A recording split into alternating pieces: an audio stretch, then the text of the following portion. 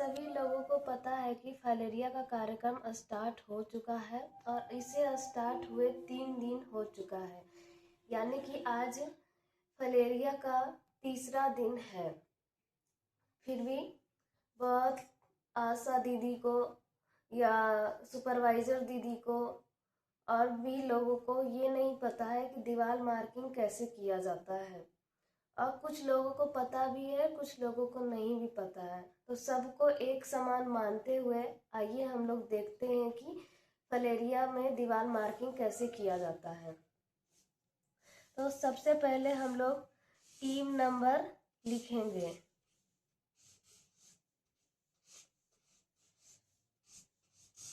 Team number को short में हम लोग टी लिख सकते हैं, टी और नंबर। तो यानी किसी भी टीम का नंबर अगर 1 है तो हम 1 लिख देंगे। उसके बाद हाउस नंबर लिखना है।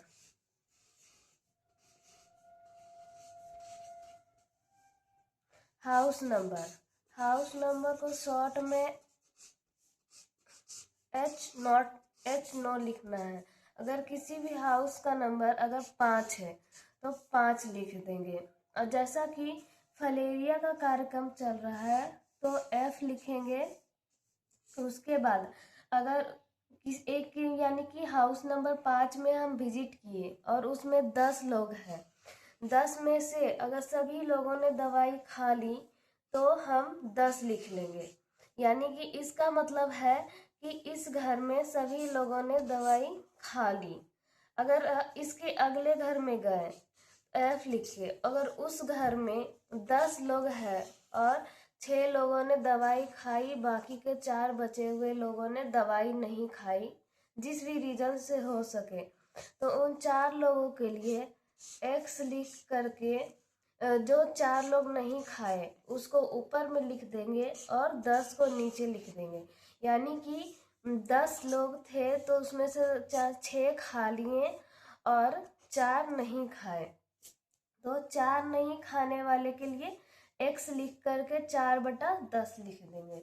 उसके बाद डेट लिखेंगे कि हम अगर 12/2/2026 को गए विजिट करने तो ये पूरा डेट लिखेंगे।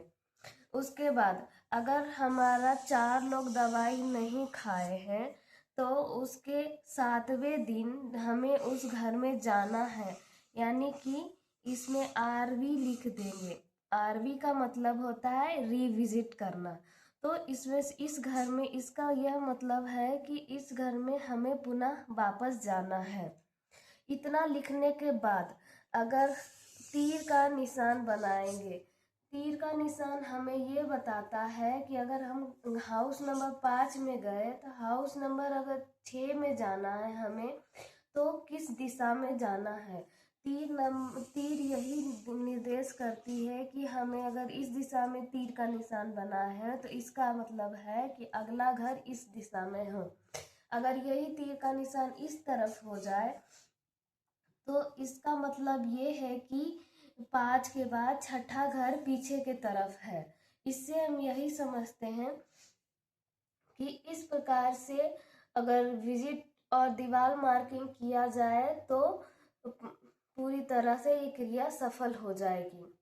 और दीवार मार्किंग सभी लोगों को गेरुआ मिट्टी से करना है और सभी लोगों को जो मार्कर पेन दिया गया है उसको आप नेल मार्किंग में इस्तेमाल करेंगे। धन्यवाद।